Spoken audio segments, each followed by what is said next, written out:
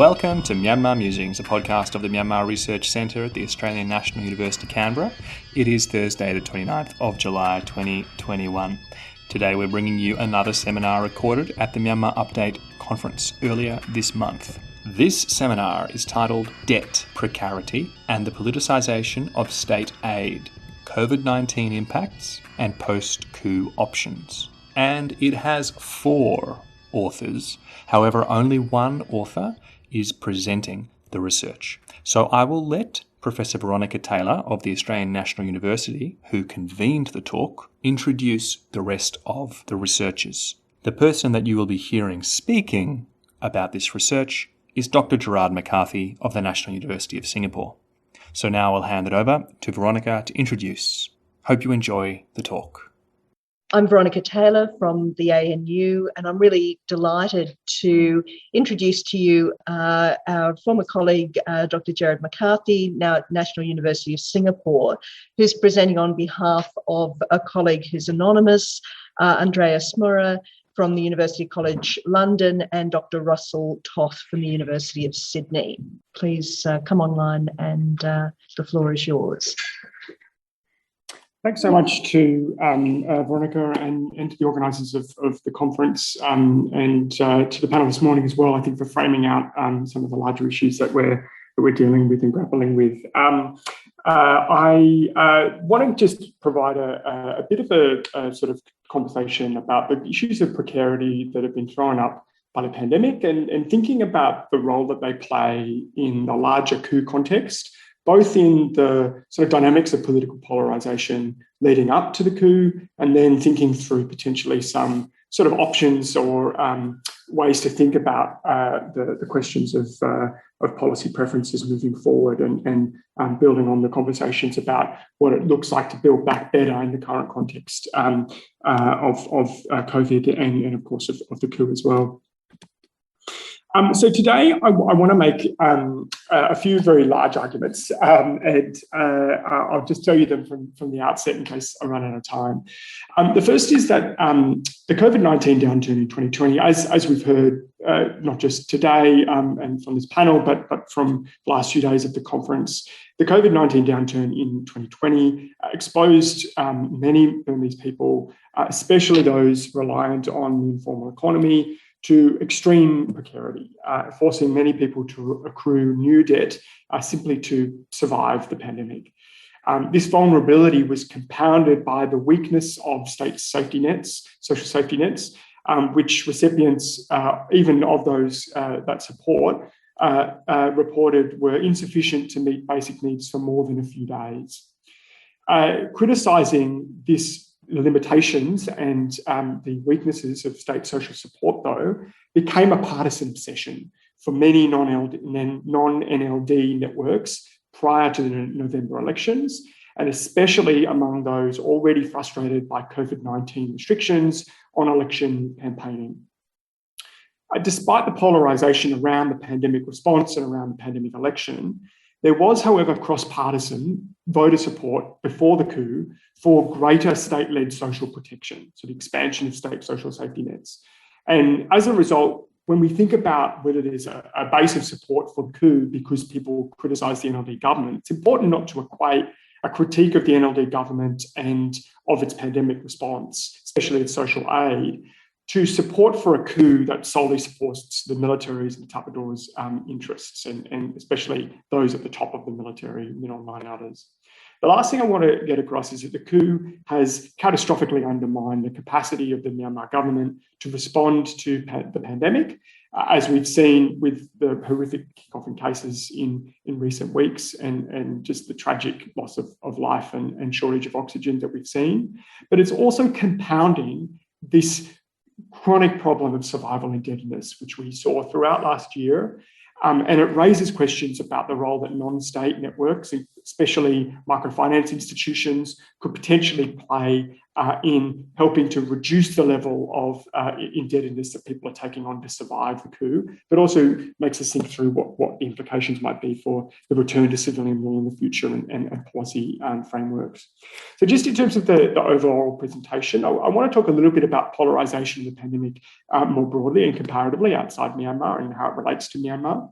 I'll talk a little bit about the methods of study, this mixed methods paper that we're presenting today. And I want to talk about the issue of survival debt and the controversies over survival, over state aid that was provided throughout last year by the Myanmar government, drawing on surveys and oral history interviews that we did with collaborators in Myanmar. And then I'll talk a little bit about pre-coup preferences for redistributive policy and approaches to social safety nets, drawing on some surveys that we conducted. I'll talk a little bit about some implications and conclusions at the end. So cross-nationally, COVID-19 has exposed and exacerbated pre-existing political syndromes and cleavages. Comparative research demonstrates that political affiliation, so voter identity, shapes voter perceptions of the pandemic response and of the related governance approaches that need to be taken in order to constrain the spread of the virus. We've seen this most notably in the US with the hyperpolarization ahead of and following the 2020 election, which obviously was held in the same month as Myanmar. So there's a strange sort of twinning and parallel between the US and Myanmar in this regard. And especially the huge Republican critique of postal voting, which was embraced by the Democrats as a way to manage the risk of the election being a super spreader event. And Tom Popinski at Cornell and others have demonstrated the role that partisan identity plays in perceptions of the pandemic management. Within the context of Southeast Asia, we've also seen research by Ethel Burton, Paul Hutchcroft, Ed Aspinall and others, which has demonstrated that non-incumbent voters, so voters who support parties that are not in government, tend to be extremely critical of the government's response relative to people who support and vote for the party in power. In the context of Myanmar, the majoritarianism or first past the post nature of Myanmar's electoral system, and especially the feeling that the National League for Democracy government was ignoring the concerns of minority parties, pre-existed the pandemic.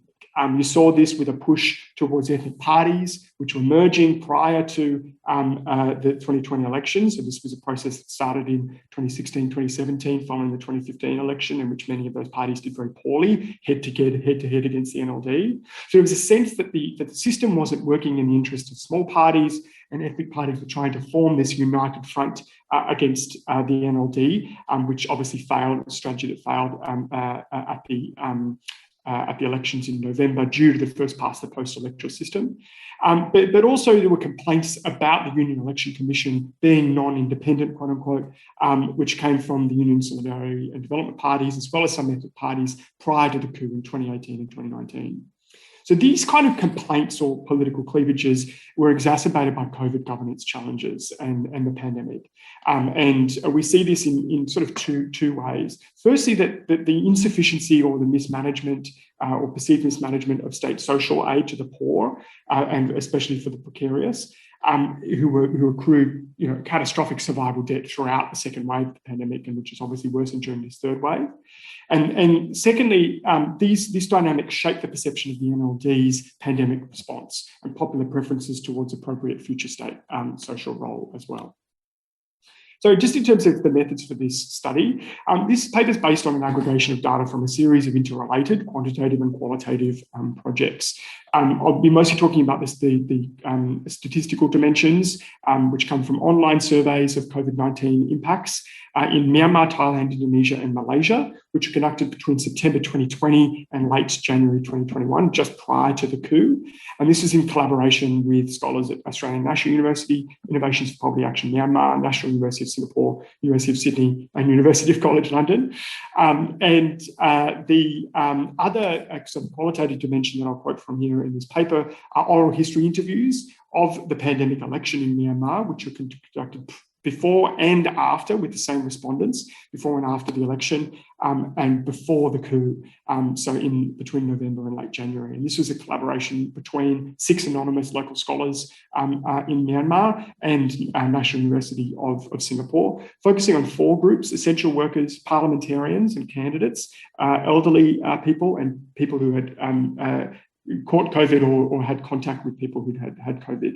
And all of this is housed, all these transcripts of oral history interviews are housed in a public archive at the National University of Singapore's Asia Research Institute. I've included a link there in case you want to check out some of those original transcripts. So just a couple of caveats and limitations. Due to the online sampling approach that we took to the surveys, the survey sample is a slightly better educated and more urban sample than the general population. And what that means in terms of thinking about the COVID impacts on the sample that we're looking at and the policy preferences that we're talking about is that the results may underestimate the severity of the social and economic precarity within the broader population because the sample is more middle class than the average. The second caveat is that this data is obviously collected before the coup, which gives an insight, therefore, into the socio-economic impacts of the pandemic and its second wave, but not the most recent catastrophe, both of the coup and its aftermath, but also obviously the governance and public health catastrophe of this most recent wave of COVID. So let me just talk a little bit about COVID impacts on households. And we've already talked a lot about this, both in the earlier paper and in earlier panels as well. But we know that COVID impacts on the economic and social health of households was really severe during the second wave last year. And this is something we picked up in our survey, which we find that Myanmar was significantly worse off than any other countries in the region, Indonesia, Malaysia and Thailand, with 54% of the Myanmar sample reported being worse off, which is 10% higher than the regional sample average when you take Indonesia, Malaysia and Thailand. So significantly worse off than many others in the region. And voters of all parties were impacted equally. And this is based on data from the post-election survey that we conducted with the support of the Australian National University and Department of Foreign Affairs, where we asked if households had reduced their food intake in the 7 days prior to that survey, which we did in late January. And also asked them later in the survey if they had supported a political party at the election. What we found is that across, when you break that down by partisan identity, is basically equal impacts across all voter backgrounds of around 60% of households saying that they had reduced their food intake in the 7 days prior to the survey. So that's a really catastrophic indicator of food insecurity even before the coup. And obviously that has just gotten 10 times worse as a consequence of the political catastrophe and then the public health disaster of the latest wave of COVID. Many of these people, as a result of having to reduce food and figure out ways to survive, had to take new debt to survive. With one third of households in our sample accruing new debt with very little difference between NLD and USDP or non-NLD households. So the vast bulk, when we asked people what they had accrued debt for, is that they had accrued debt for food and household expenses in the vast bulk of cases. So over 70% or so of households who'd taken on new debt had done so to survive during the pandemic. One of the major reasons for this was because many people were simply left out of government aid, which was comparatively to the rest of the region, a really, really small social footprint for the state in terms of COVID social support. The vast majority in the national post-election survey that we ran in Myanmar reported receiving no state aid at all, so 74% of the sample. This compares, obviously, when you look at this across the region, we fielded the same questions via the same method of online surveys in Indonesia, Thailand and Malaysia in January and February. We find that Myanmar is significantly worse off in terms of number of people, percentage of people receiving state aid. And there's two sort of dynamics here. The first is that there were poorly developed social infrastructure of the state before the pandemic, which meant that there was very limited capacity of the state of the government, the NLD government, to roll out targeted and effective social support. And the second is a reflex of or preference for fiscal austerity from NLD and other political elites because of the small tax revenue of the Myanmar state, which is another conversation, but one we spoke about previously in the earlier panel, but also a moral preference for sort of self-reliance from the state as well. Government aid that was distributed, that people did receive, when we asked people who had received that support, so that 24% within the sample who had received that support, when you asked them if they thought that that support lasted them for a week or more, 60% of people said it didn't last them a week. And just a reminder that many households only received one or two provisions of support during that second wave between September and January when we fielded this survey. And this rating of insufficiency of government support was even higher in COVID-19 hotspots like Lantaya and Shui Pita as well, that we were tracking throughout the second wave. And so people just were only really receiving these ration packs, and they'd last them for a few days, or a cash transfer which would support the household simply for a few days at most. Government targeting of aid was also limited, households, when we did a crosstabs of households who'd received food rations or cash transfers, and compared it with households who had received and cross-tabbed that against households who had reduced meals in the 7 days prior to the survey. What we interestingly find is that there's very little difference between those who received rations and those who did not. With households who reduced meals in the week prior to the survey, only 3% more likely to have received government rations and aid than those who had not received that aid. And this is from the urban respondents in October 2020 survey that we fielded.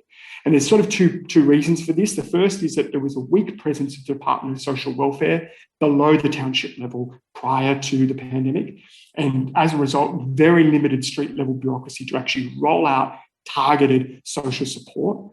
And therefore a reliance on local charities and elders and business people to deliver and help target COVID aid, albeit which was a very small social footprint in terms of the amount of support that was being provided relative to other countries in the region. This kind of resulted in kind of controversies in government social aid, with many voters feeling that government aid was poorly targeted, not just USDP and non-LD voters, but NLD voters as well. But USDP voters in particular were especially critical of government social aid. So when we asked them if government voters, if government COVID assistance was being distributed fairly and to the neediest people and households, we found that 70% of USDP voters said that it was not being distributed fairly and to the neediest, and 40% of NLD voters said it was the support was being distributed unfairly. So we see this dimension of partisanship immediately in this post-election survey, with these larger questions of restrictions on election campaigning also beginning to collide with this question of social aid to the poor in a way that frames perceptions of pandemic governance and the ratings of the government more broadly. So COVID aid itself became partisan. And this was something that came across in oral history interviews, where, this is a quote from a 67-year-old shopkeeper from central Myanmar who said, quote, "Some of my neighbours did not get the government assistance, which made some tensions in the neighbourhood. Some went to the ward office to complain regarding why some people got the assistance and some were excluded." So we see this dynamic of blame, which amongst NLD voters, this woman was an NLD voter, this blame about the failure of government social aid during COVID was localised onto street-level bureaucrats and ward-level administrators among kind of likely NLD voters. But for those who had pre-existing grievances and frustrations about the majoritarianism of the electoral system, but also about the NLD's approach to governance, this became a larger partisan issue. And this is something that came across in a couple of the interviews that we did, especially in ethnic areas. This is a quote from a 31-year-old teacher and someone who worked in an election booth in Mon State. She said, quote, "I heard people who receive financial support are not all poor families and widows. and that some middle-class people also received money. I also saw on social media a post from an ethnic Mon woman who said that the village administrator, who is a NLD supporter, used the COVID support to buy votes from the villagers. The woman, the Mon woman, refused support and said, quote, "I cannot sell my vote to this peacock party," the symbol of the NLD. She became famous, and Mon people praised her for being brave enough to speak out. So we see this dynamic of grievances about the NLD's dominance embedded in perceptions and stories about social aid and the broader management of the pandemic governance more broadly. And aid to the poor beginning to be framed as some idea of sort of vote buying. Even though the scope, as we've noted, of government social aid was quite small and insufficient for most households, non-NLD elites and voters framed the failures and limitations of COVID social aid within a larger narrative of electoral injustice and majoritarianism. This is a quote from a candidate for a minor sort of pro-USDP party, and it was excerpts from pre- and the post-election interviews that we conducted with that person. They said, quote, "We had to stop most of our election campaign activities during the pandemic, even though some parties broke lockdown rules and conducted their campaigns. I think the NLD victory is because of the advantages of having the power as government. I believe that the government is biased towards the NLD party, which is why we failed to implement effective campaigns. I've heard stories of vote buying by candidates, but there isn't any plan to investigate the allegations. The government, together with the Union Election Commission, did not listen to our voices as minor parties and conducted the election anyway." So we see these concerns about the pandemic and the pandemic election coming across in terms of partisan perceptions of the pandemic, with pandemic restrictions on campaigning viewed by non-NLD elites and supporters as inequitably applied, with 84% of NLD voters in the post-election survey saying that 2020 elections were more free and fair than 2015. Compared with 64% of USDP voters who said that the 2020 elections were less free and fair than 2015. Ethnic party voters, interestingly, were split on the 2020 election, with a plurality, 43%, refusing to answer ethnic party voters. So we see a really interesting contrast there between the two. So let me just talk really rapidly, because I know I'm running out of time. The post-election and post-coup policy preferences. What does this kind of question just one more minute? Yeah, thank you. What does this mean for how we think about policy preferences and the question of tax? This data does suggest a degree of polarization within the electorate, which was compounded and exposed by the pandemic. Yet the grievances about pandemic governance are not equal to support for the coup. In fact, there was surprisingly high level of pre-coup convergence between NLD and non-NLD voters on what role the government should play in providing support to the neediest. And there was no support for kind of rent-seeking and self-interest and brutality. Won't go into the scenarios that we tested. I can go into this more, but what we found was that when we asked voters to rate different scenarios of whether tax should be increased, or whether redistribution and government services should be expanded, there was strong support there was limited support for regressive redistribution, so taxing everyone and improving services, but strong support across all party affiliations of more than 50% for more redistributive and protective support from the state, funded through increasing tax on the wealthy and big businesses. So just to wrap up, we need to really take seriously the role of the pandemic in exacerbating the existing political cleavages in Myanmar, and in enabling and justifying the Tatmadaw seizure of power, and providing a kind of narrative for the Tatmadaw to exploit these grievances that pre-existed the pandemic. But criticism of state social aid and to those who experienced considerable precarity during the pandemic is not equal to endorsement of the coup or the junta's actions. This precarity was severe during the second wave, and it's now catastrophic since the coup and the third wave. The inaction and inability of the junta now to deliver any kind of social aid and stimulus at all, as well as the absolutely catastrophic pandemic response that we've seen, especially as cases have kicked off in recent weeks, really has no electoral support base. with all voters who we spoke to just prior to the coup supporting more expansive state social role coming out of the pandemic. So given this collapse of the state social response in the wake of the coup, it's critical now to support non-state actors such as microfinance institutions and local welfare organisations to deliver social aid, which is critical and much needed, but also to think about household debt relief. This survival debt is going to only get worse as a result of this coup and dictatorship. And once there is a return to civilian role, it's critical that relief for households and an expansion of social safety nets through an expanded tax apparatus is critical for social and equitable growth coming out of this coup and out of the pandemic. Thanks. Many thanks. So we have now time for questions.